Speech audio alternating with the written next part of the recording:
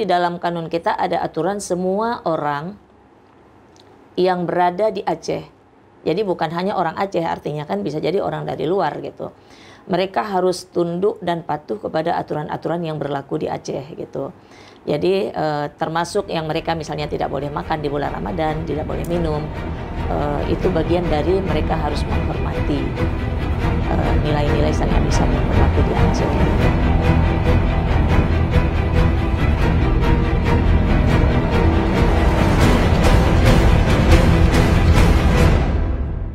Assalamualaikum warahmatullahi wabarakatuh. Kembali lagi dengan saya Siti Aminah di channel PTM, tepatnya di episode ke-67 tahun keempat edisi Senin 8 April 2024. Bagi rekan lo dimanapun Anda berada, silahkan tonton podcast kita dan juga jangan lupa untuk memberikan komentar yang positif dan membangun pastinya. Baik rekan PTM, ini kita menjelang Idul Fitri, pastinya masih bertepatan 8 April, kita masih bulan Ramadan ya.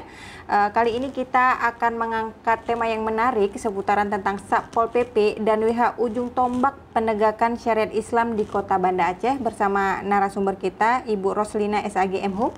Beliau adalah Kepala Bidang Penegakan Syariat Islam Satpol PP dan WH Kota Banda Aceh. Assalamualaikum Bu Lina ya? Iya, Bu Lina. Apa kabarnya nih Bu? Waalaikumsalam, alhamdulillah sehat, baik. Sudah 1 tahun ini ya, Iya. tidak PTM ya, tapi ini ya, waktunya berjalan terlalu cepat. Terima kasih Bu Lina sudah hadir ke PTM hari ini di tengah kesibukannya pasti ya, padat dengan tugas-tugasnya di lapangan. Ini bagaimana nih Bu, terkait tema kita Satpol PP dan ujung tombak penegakan syariat Islam, apakah sejauh ini ya sudah lebih baik atau semakin memburuk nih kondisi syariat Islam kita di Aceh?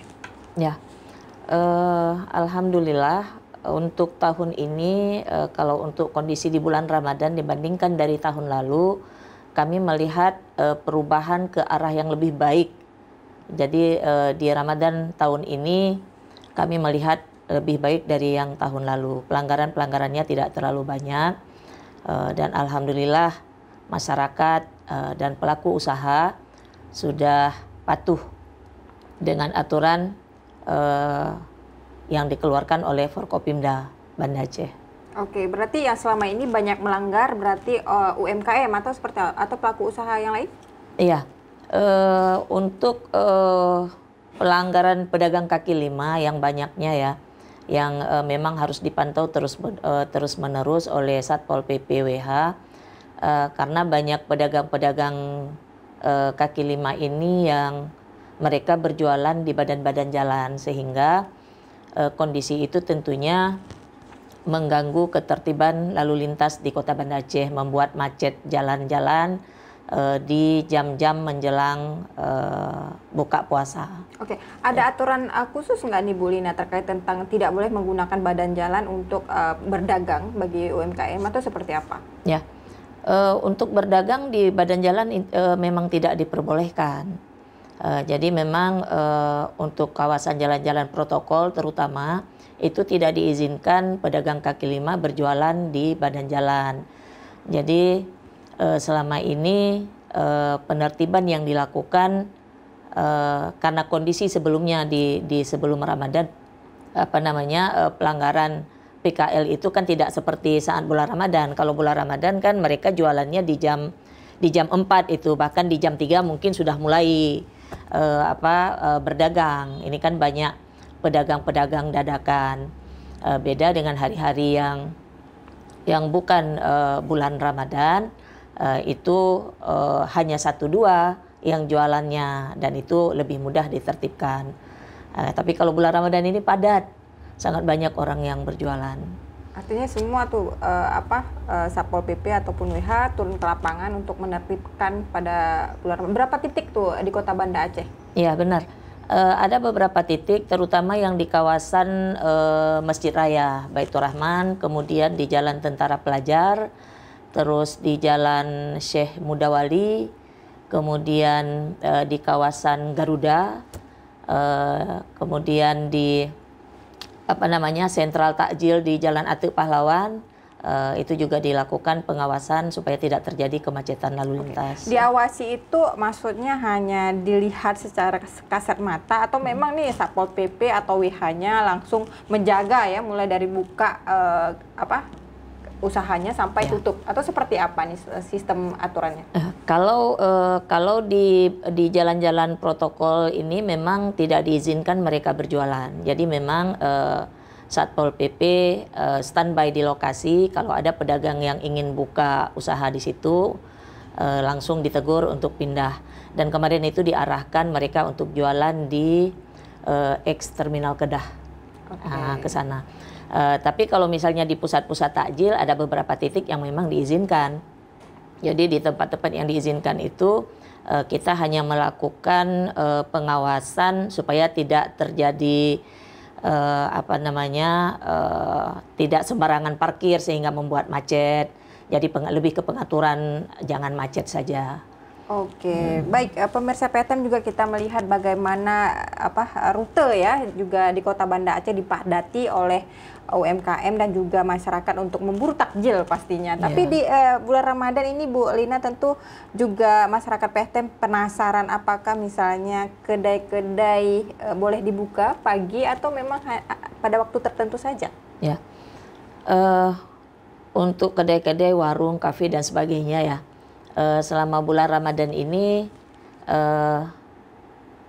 ada poin di dalam Forkopimda itu bahwa tidak boleh menjual makanan dan minuman itu dimulai dari imsak sampai jam 16 sore.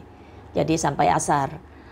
Jadi untuk yang menjual makanan dan minuman itu baru diizinkan mereka berjualan di jam 4 sore. Jadi kita melakukan pengawasan di semua tempat, termasuk di warung-warung yang memang mereka buka usaha itu memang usaha makanan dan minuman, itu kita minta mereka untuk sama sekali tidak boleh buka. Minuman dalam maksudnya dalam arti apakah botol? Kalau misalnya kayak suji kita tengok kan dia buka tuh. Iya. Untuk tempat-tempat yang seperti Suzuya, ada beberapa minimarket, itu kami meminta mereka memindahkan dulu ke belakang makanan-makanan dan minuman. Jadi kita tetap meminta mereka untuk tidak menjual makanan dan minuman. Memang agak kesulitan kami itu ketika kita berhadapan dengan usaha-usaha, toko-toko misalnya yang mereka berjualan itu banyak jenis barang. Tapi kan Bu Lina ini kan masalah rasional dengan irasional lah ya, ketika memang melakukan juga ada yang melakukan pelanggaran dan juga melihat bagaimana Satpol PP dan WIHA bekerja menertibkan di lapangan. Contoh misalnya tadi ada minuman, ada makanan, toh kan masyarakat nggak makan di tempat. Kalau misalnya dia belanja untuk misalnya untuk berbuka atau misalnya contoh di Sujuya atau di market lainnya kan misalnya untuk berbuka kan dia nggak makan di tempat. Apakah itu juga terlarang? Iya. Kan agak ribet nih kayaknya memindahkan semua minuman-minuman di situ. Iya benar. Makanya kalau untuk minuman-minuman kita berharap kalau itu kan minuman yang sudah di dalam botol ya, kalau di toko-toko. Jadi kita meminta kepada mereka memang dukungan dari pemilik usaha itu yang jualan untuk kalau ada orang yang ingin membeli minuman itu diupayakan untuk bisa memberi pemahaman ke masyarakat bahwa mereka tidak boleh menjual makanan dan minuman gitu. Termasuk yang roti-roti. Jadi kalau misalnya kami memantau ada roti-roti, kue-kue, sejenis makanan, itu kita minta untuk dipindahkan dulu ke belakang karena memang ketika misalnya kita biarkan toko-toko menjual makanan, bagaimana dengan menjadi tidak adil bagi pedagang yang lainnya gitu. Itu direalisasikan nggak Bu Lina? Iya, kita realisasikan. Nggak, mereka tertib nggak terhadap aturan itu? Yang besar. Iya, secara umumnya alhamdulillah tertib. Memang ada 1-2 sih yang masih hari ini kita memberi teguran, berjanji besok tidak mengulangi. Selang 2 hari mereka kembali mengulangi, ada 1-2, tapi tidak banyak. Oke. Terus sejauh ini juga Bu Lina, apakah ini juga diberlakukan bagi nonis? Iya, termasuk pedagang yang non-muslim. Kemarin ada diberi sedikit ruang itu hanya untuk non-muslim yang berada di jalan apa itu namanya ya, dekat Pasar Penayung itu yang khusus lorong Chinese tuh. Jadi hanya mereka yang diberikan izin kita izinkan mereka berjualan hanya untuk mereka sendiri, tapi dan itu di tempat yang bukan di depan umum. Dan itu dibatasi sampai jam 10. Tapi hanya untuk mereka saja, hanya untuk non muslim saja. Dan makanannya juga ya makanannya mereka gitu, yang bukan untuk dikonsumsi oleh orang Islam. Berarti segitu ketatnya lah ya penegakan syariat Islam benar. di Aceh ya. Iya, Kalau benar. nonis yang misalnya makan di jalan juga nggak boleh. Misalnya ada turis nih datang ke Aceh, kemudian mereka juga pasti dengan trik ya, matahari yang sangat luar biasa di kota Banda Aceh. Itu kan membuat mereka haus. Apakah mereka memang harus menjaga tidak boleh minum atau makan sembarangan juga nih selama bulan Ramadan di Bu Lina? Iya, benar. Siapapun? Siapapun. Karena itu di dalam kanun kita ada aturan semua orang yang berada di Aceh. Jadi bukan hanya orang Aceh, artinya kan bisa jadi orang dari luar gitu. Mereka harus tunduk dan patuh kepada aturan-aturan yang berlaku di Aceh gitu. Jadi termasuk yang mereka misalnya tidak boleh makan di bulan Ramadan, tidak boleh minum. Itu bagian dari mereka harus menghormati nilai-nilai syariat Islam yang berlaku di Aceh. Tapi menurut data statistik nih Bu Lina, Banda Aceh termasuk kota yang intoleran loh. Masa iya sih, benar. Intoleran loh. Itu apakah masuk ke dalam itu juga Bu Lina? Saya kemarin itu memang sempat mendengar ada penelitian yang seperti itu, tapi kemudian ada yang klarifikasi bahwa intoleran itu dinilai intoleran itu kemarin ternyata ada beberapa pertanyaan yang pertanyaan itu misalnya begini ditanyakan, apakah Bapak mau kalau punya menantu non muslim? Tentunya jawabannya kan tidak. Jadi itu memang sudah terlarang jadi yang seperti itu. Tapi kemudian ternyata diambil kesimpulan bahwa karena tidak itu dianggap intoleran. Saya mendengar di salah satu seminar kemarin yang bersangkutan memberi penjelasan tentang hasil penelitian. Berarti informasi tentang menurut data ya, data bahwa kota Banda Aceh intoleran itu betul-betul hoax ya? Atau memang tidak sesuai cakupan pertanyaan?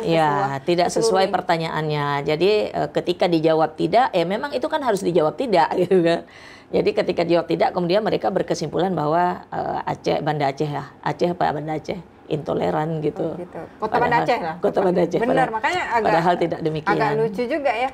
Maksudnya kan kita juga berdampingan ya dengan beberapa agama di Kota Banda Aceh, misalnya di Penayung gitu kan. Nah, menurut Kak Lina nih, maksudnya sejauh ini ya bertahun-tahun sebagai Satpol PP, pernah nggak sih ada keluhan gitu yang memang selain non muslim terhadap aturan-aturan syariat Islam di Kota Banda Aceh atau Aceh? Keluhan dari masyarakat nonis terutama. Nonis. Sejauh ini belum pernah ada keluhan dari non muslim yang menjumpai kita, misalnya menyampaikan tentang aturan-aturan hukum yang berlaku di Banda Aceh yang itu membuat mereka misalnya merasa tidak nyaman, itu belum pernah kami terima. Belum pernah. Atau kalau misalnya memang ada pelanggaran misalnya bagi mereka, apakah sama statusnya dengan kita? Tergantung pelanggaran yang mereka lakukan itu pelanggaran yang seperti apa. Semua hal. Untuk yang seperti ini misalnya bulan Ramadan tentunya berbeda ketika misalnya ada non muslim yang minum minuman keras. Misalnya seperti itu. Jadi ada aturan-aturan di dalam kanun ini yang kalau non muslim itu melakukan pelanggaran, maka mereka itu akan diproses hukum dengan pidana umum jika perbuatan yang mereka lakukan itu ada di dalam KUHP, ada aturannya di dalam KUHP.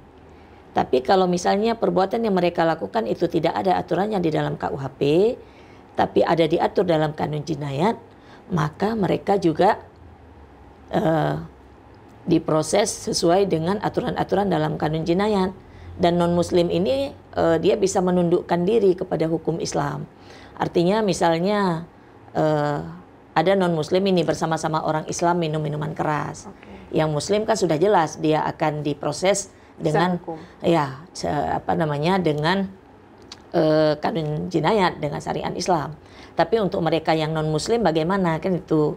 Jadi kemarin kita juga pernah mengeksekusi mereka yang non-muslim itu di dalam proses pengadilan ketika diberikan hukuman dia penjara, dia minta dicambuk.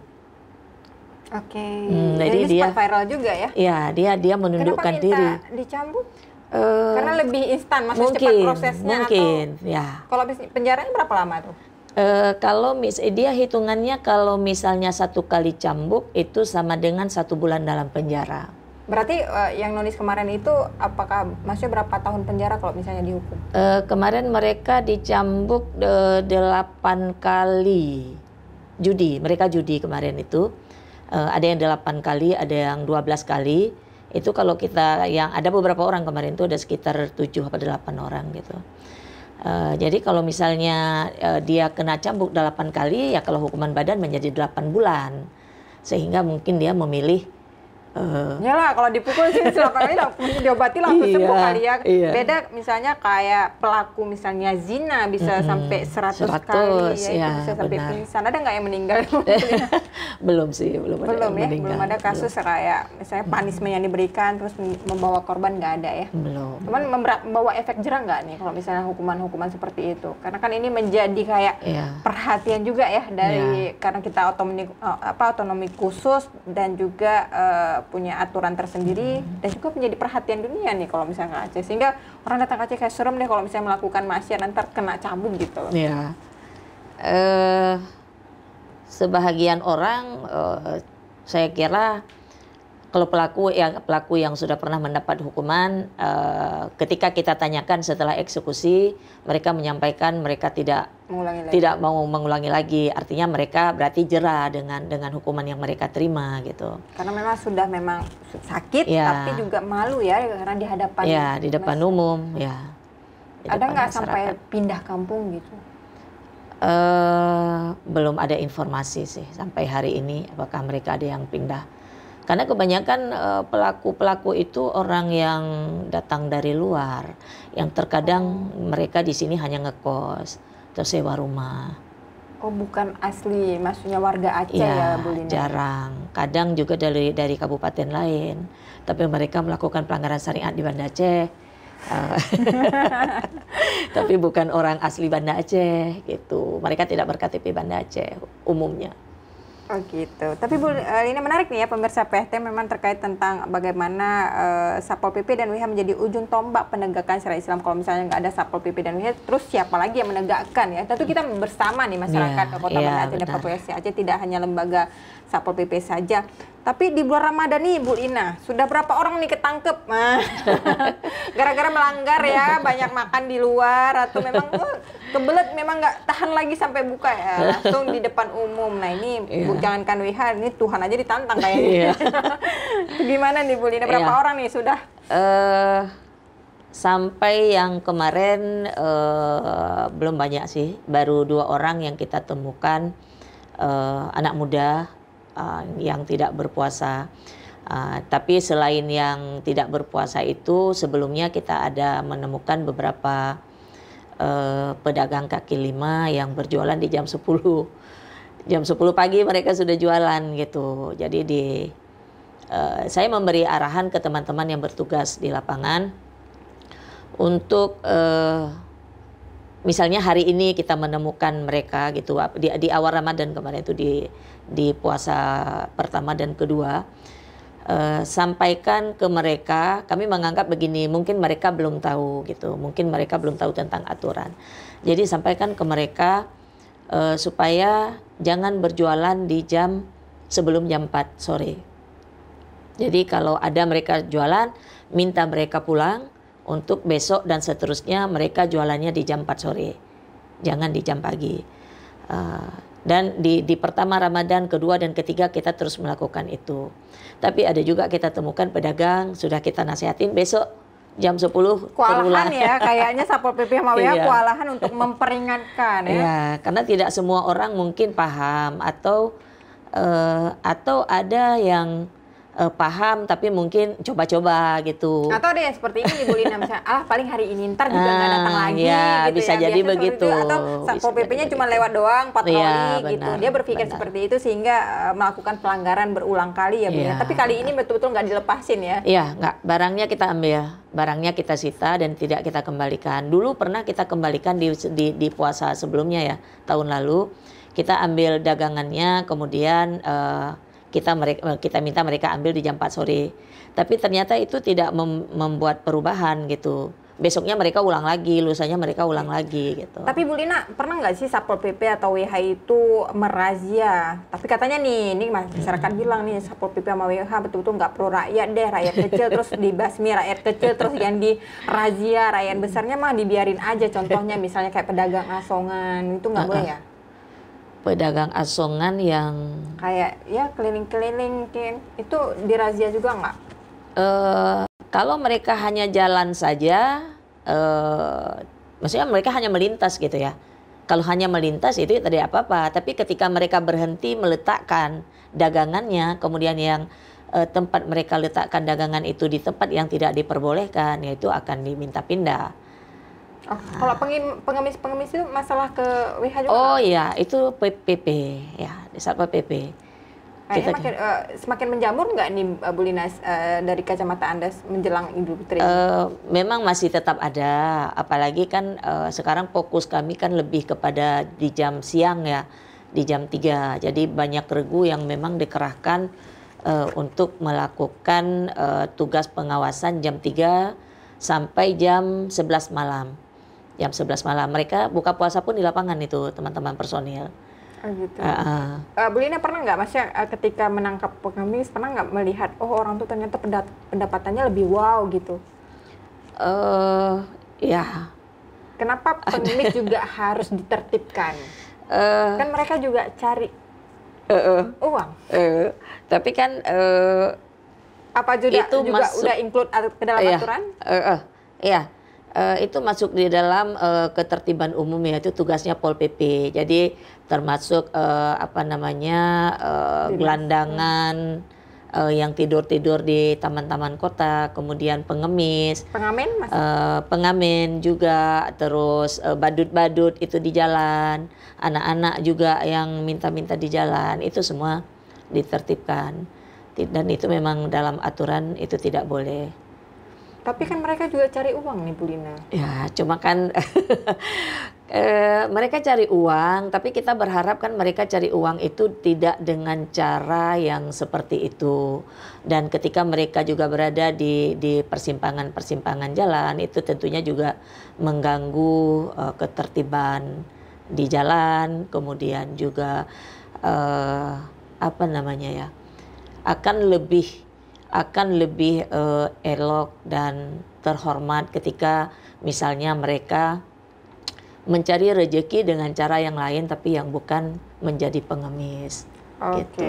Baik Bu Lina, ini tentu masalah ini terus ada ya, walaupun nanti semakin lama semakin berkurang atau semakin bertambah, tentu ini sangat kondisional ya Bu Lina ya. Tapi ini menjelang Idul Fitri ya, 1445 Hijriah, tentu Kota Banda Aceh sepi atau memang dari kota jalan-jalan dari kabupaten lain atau dari provinsi lain berkunjung ke Banda Aceh, tentu hotel-hotel juga akan penuh nih. Bagaimana nih penegakan syariat Islam menuju hotel-hotel nih Bu? Lina, apakah ada jadi target-target lagi nih ke depannya? Ya, hotel kita dari tahun lalu sampai tahun ini terus menyambangi hotel-hotel di Kota Banda Aceh. Bukan hanya hotel, wisma juga termasuk penginapan-penginapan yang tidak setara dengan hotel ya, penginapan-penginapan biasa. Kita terus menyambangi mereka, memberi pembinaan, kemudian juga kita melakukan pengecekan, kemudian juga kita berdiskusi dengan mereka sekaligus meminta mereka untuk tidak memfasilitasi, tidak memberi ruang kepada orang-orang yang menginap yang mereka bukan suami istri menginap dalam satu kamar. Artinya kami meminta pihak hotel itu untuk betul-betul mengecek orang yang ingin menginap di tempat mereka. Tapi kan masih ada beberapa tahun lalu ya, nggak Iya, tahun ini, tapi beberapa tahun lalu juga kita sering mendengar atau berita misalnya WH menggerebek nih di salah satu hotel ini misalnya bla bla bla Iya, gitu kan. iya. Nah itu gimana tuh ceritanya? Pas momentum memang lagi di lapangan ngecek atau memang ada calling nih, ada atau ada mata-mata nih yang memberitahu kepada WH atau Satpol PP? Ya. Kan nggak kebetulan kali ya? Iya benar. Ada yang memang petugas kami, kayak kita kan punya intel juga. Oh ada intel, jadi juga. di Satpol PP sama WH itu ada intel juga. Ada. Jadi ada yang itu hasil dari laporan intel kita, ada juga laporan dari masyarakat. Jadi semua laporan masyarakat kita tindak lanjuti, kemudian laporan-laporan dari teman-teman intel juga tentunya kita selalu meminta mereka untuk memantau daerah-daerah atau hotel-hotel, tempat-tempat yang terindikasi pelanggaran syariat. Berarti paling banyak ditemukan kasus ini melalui intel ya? Laporan intel? Iya, benar. Ya. Termasuk misalnya narkoba, judi, dan sebagainya ya? Miras ya? Iya. Nah, ini bagi masyarakat Kota Banda Aceh ya khususnya nih kita kayaknya nggak bisa lari kemana-mana sebenarnya ya, selain dipantau sama Allah Subhanahu Wa Taala, tentu dipantau juga sama perangkat penegakan syariat Islam, Satpol PP dan WH, dan juga ada intelnya ya, nggak cuma polisi punya intel tapi WH juga punya intel di mana-mana. So jangan melakukan pelanggaran-pelanggaran yang memang sangat berat dan juga bisa merugikan diri sendiri, juga merugikan orang lain. Baik Bu Lina, karena waktu kita sangat terbatas ini, silahkan sampaikan kepada pemirsa PTM yang ada di rumah terkait tentang bagaimana sebenarnya Satpol PP bekerja sebagai ujung tombak penegakan syariat Islam. Silahkan Bu Lina. Bapak Ibu masyarakat Kota Banda Aceh, kami Satpol PP WH Kota Banda Aceh terus melakukan tugas pengawasan, baik itu untuk penertiban umum maupun untuk penegakan syariat Islam di Kota Banda Aceh. Kami berharap Bapak Ibu semua warga Kota Banda Aceh untuk sama-sama mendukung penegakan syariat Islam di Kota Banda Aceh, kemudian juga mendukung tugas-tugas kami untuk tidak melakukan pelanggaran-pelanggaran di Kota Banda Aceh tercinta ini, baik itu pelanggaran syariat Islam maupun pelanggaran-pelanggaran ketertiban umum, karena itu juga menimbulkan gangguan bagi masyarakat Kota Banda Aceh. Jadi sama-sama kita wujudkan ketertiban, kenyamanan dan indahnya kita tinggal di Kota Banda Aceh ini dengan sama-sama kita jaga kota kita dari pelanggaran syariat dan yang lainnya. Baik, terima kasih Bu Lina atas waktunya. Baik pemirsa PTM yang ada di rumah dimanapun Anda berada, tonton terus podcast kita di setiap hari Senin dan Kamis pukul 10 pagi. Dan jangan lupa tekan lonceng untuk mendapatkan informasi terbaru, like, share, and subscribe juga. Saya Siti Aminah mohon undur diri. Assalamualaikum warahmatullahi wabarakatuh. Waalaikumsalam.